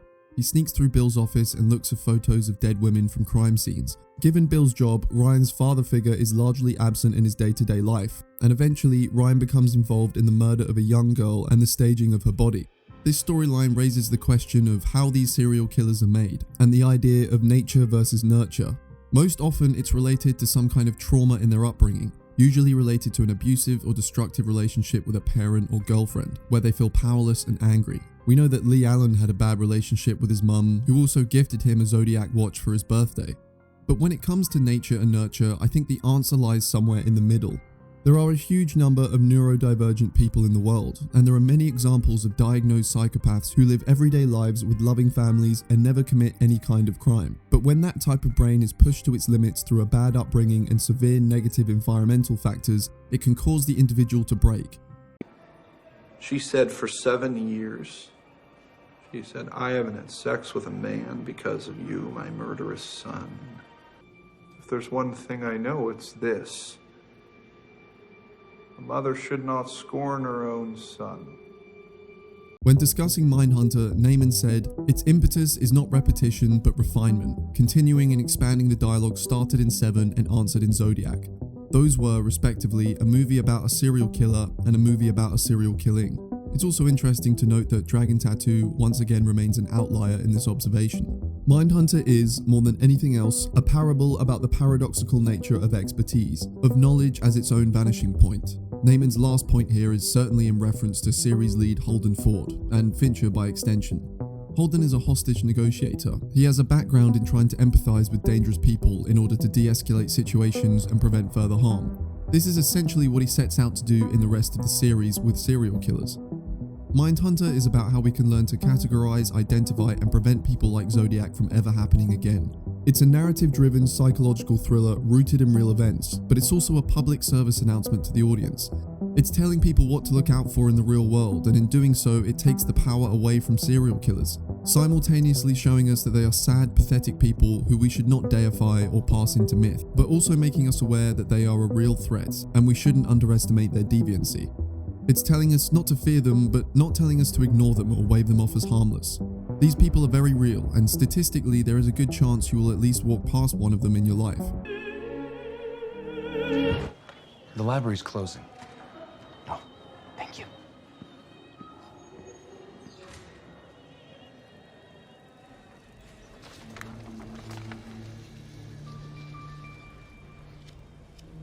The similarities between Fincher and Holden is once again present. Holden's MO is all about empathizing with killers in order to understand them, to the point where it starts to consume his life.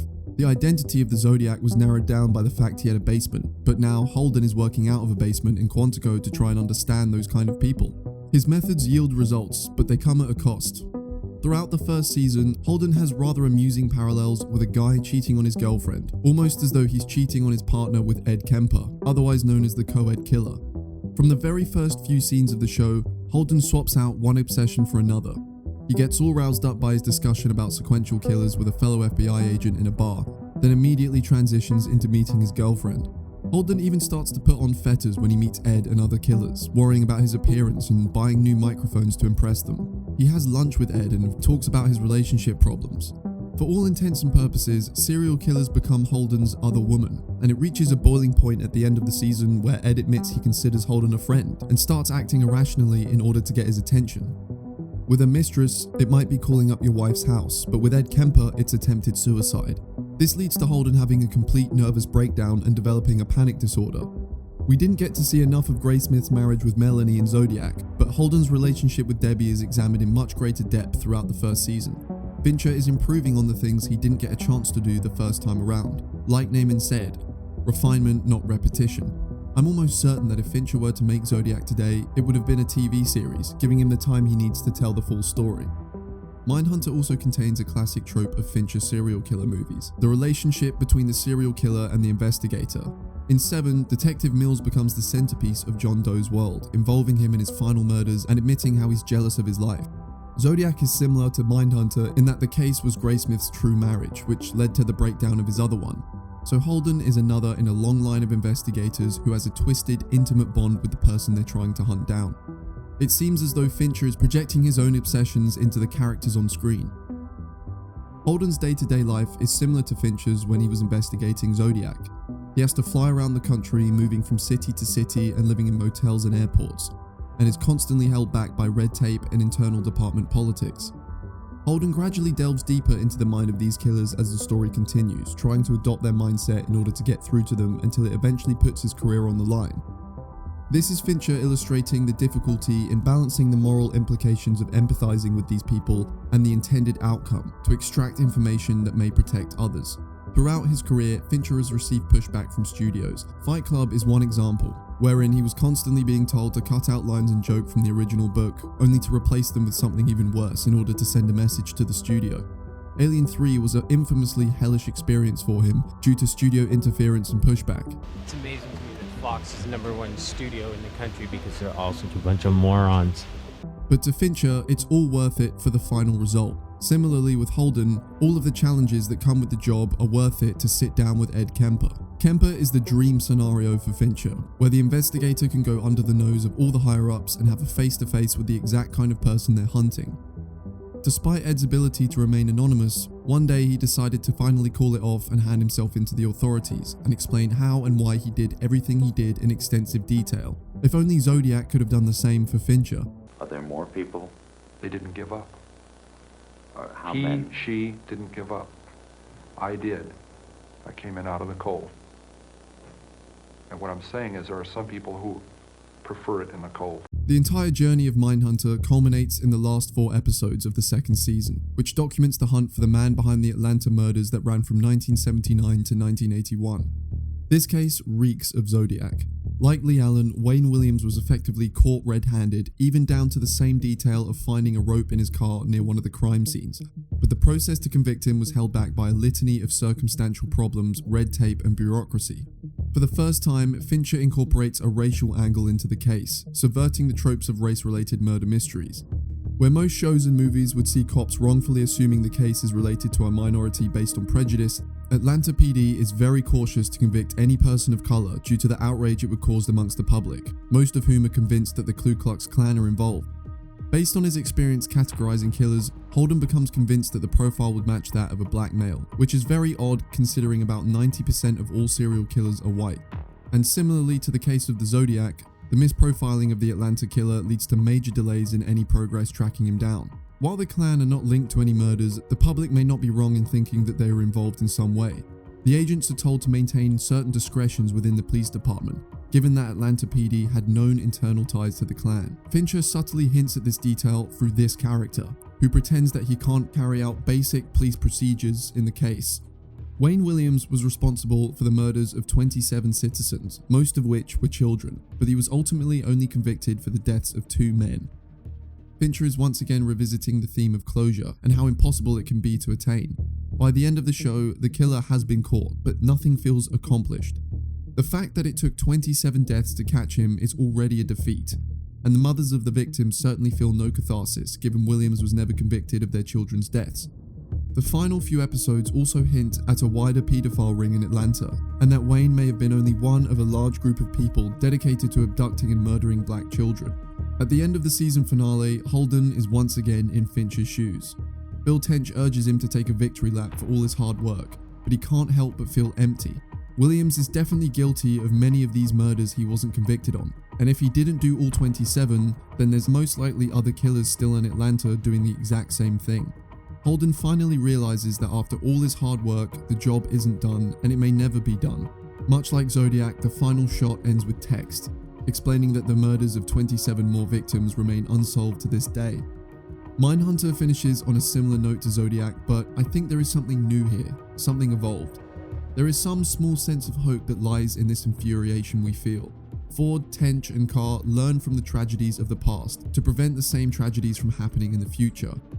After all these years of being exposed to the disease, the system is developing antibodies to fight off the infection. While the story of the Atlanta 27 is gut-wrenching and infuriating, there are a lot more people in the world that know about them now. And all of us know who the true killer is, even if they were never officially convicted for it. While a TV show won't give the victims' families the closure they deserve, it's certainly a step in the right direction. and I'm sure that they would prefer this more frank and honest depiction of the case, as opposed to one where Holden stops the killer and saves the day and peace is restored to Atlanta. They don't want their own Dirty Harry. Mindhunter's ending is emblematic of Fincher's evolution as a whole. He has removed himself from the equation, cutting away his personal ties and leaving room for the voice of the real people whose lives have been destroyed at the hands of these killers. It's not about his closure anymore, and it's not about giving the real people closure. It's about showing us who these killers are, the problems within the government body that prevent them being stopped sooner, and how to identify these people and see them for what they really are: sad, pathetic, and evil. Even though David Fincher had finally found a balanced formula for the serial killer genre, the same lack of closure would find its way into the project, as it had done with so many before. After the show's second season, Fincher announced that Mindhunter was essentially dead in the water. Due to the immense amount of time and work it took to create the show, and given the low numbers of viewership on Netflix, he decided to release the actors from their contracts. Season 3 was going to tackle BTK, the infamous serial killer who has been built up throughout the show's first 2 seasons. BTK was known for his chilling letters he sent to the press and authorities, and how he teased the police department, leaving hints to some of his murders, which might remind you of someone else. This is particularly frustrating because I am convinced that the 3rd season would have seen Fincher's stint in the serial killer genre fully resolved, tying everything back together. Much like the FBI agents in the show, Fincher was going to use his own set of skills to tackle a case extremely similar to the Zodiac, equipped with his newfound knowledge and approach to the genre, detaching himself personally, showing the killer for what they truly are, and basing everything in truth and fact, but not being a slave to accuracy to the extent it makes for a boring watch. Season 3 could have been Fincher's magnum opus to the serial killer genre, and one I believe that would have ultimately given him peace. In the years since Mindhunter, Fincher has made Mank, a biographical drama based on Herman J. Mankiewicz, who wrote the original screenplay for Citizen Kane. This project, like Zodiac, had deep personal ties for Fincher. It was a passion project he'd originally intended to direct back in 1998, given that his father, Jack Fincher, had written the script. Sadly, Jack passed away back in 2003, and Fincher had been determined to make it ever since. Graysmith even mentions that Fincher was still working on it in the Shooting Zodiac book, so Fincher moved on from Mindhunter to Mank, going from one loose end to another, in the hopes of finding some catharsis. This gives a lot of context to his latest film. The Killer is executed masterfully, but it's received criticism due to its lack of story and character. I can see how after so many consecutive emotionally demanding projects, Fincher was eager to do something a little more fun and less heavy in terms of material. While all hope seems to be lost for Mindhunter's return, not everyone has given up. As of now, Bill Tench's actor, Holt McElhenney, has given us the latest update on the series, claiming that he would love to return and that David has considered it. This isn't much, but if I was a betting man, I'd say he will. Not because of some deep profound need for personal closure or a mission to bring the true natures of these killers into the spotlight, but simply because he just can't help himself. It's like Graysmith said, if this story could be boiled down to one word, it's obsession. And I don't think that obsession is ever going away.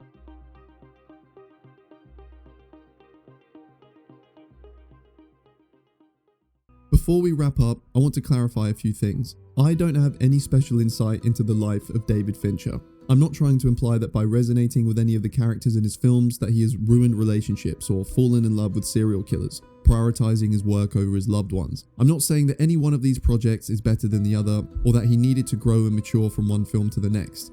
I'm not even claiming my theory is right. After extensive research, I'm confident in my findings, but if the man himself was presented with this video, honestly, I think he would deny it.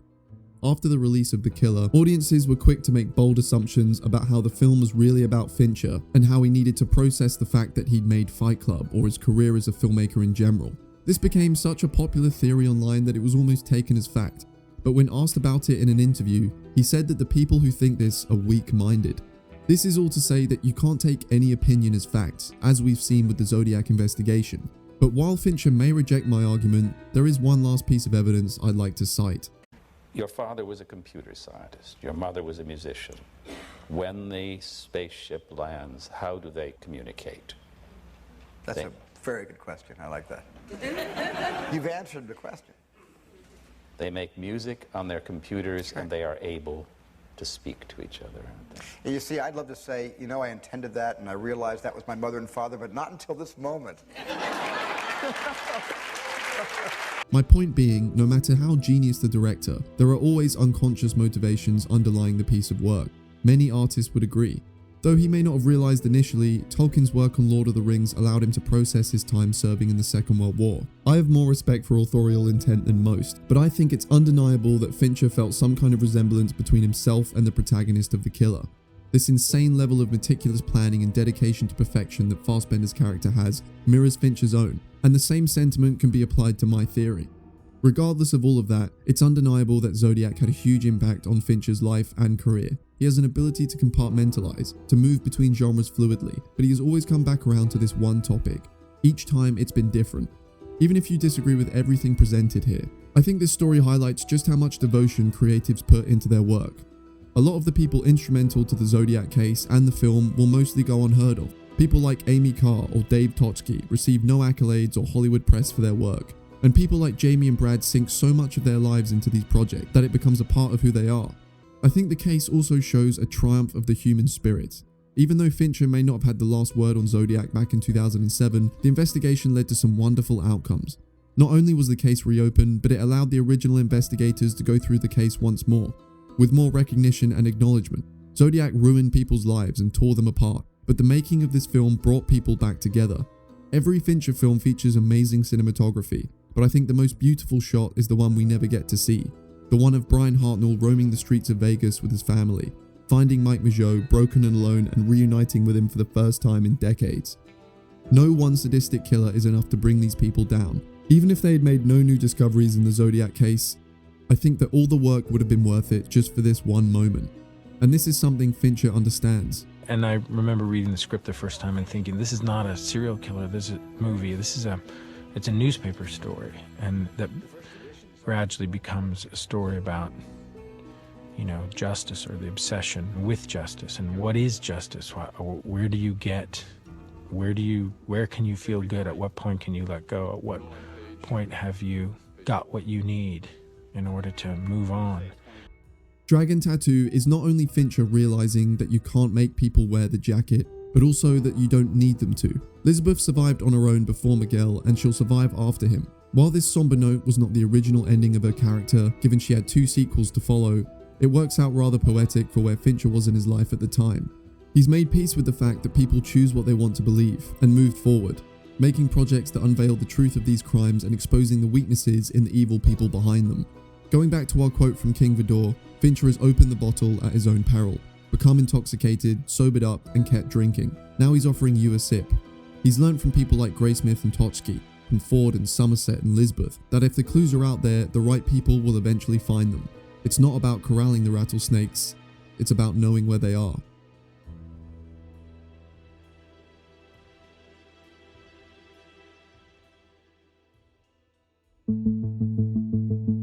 I'd like to give a thanks to all my sources. This video would have been a 10-minute opinion piece without Robert Graysmith's book, Shooting Zodiac.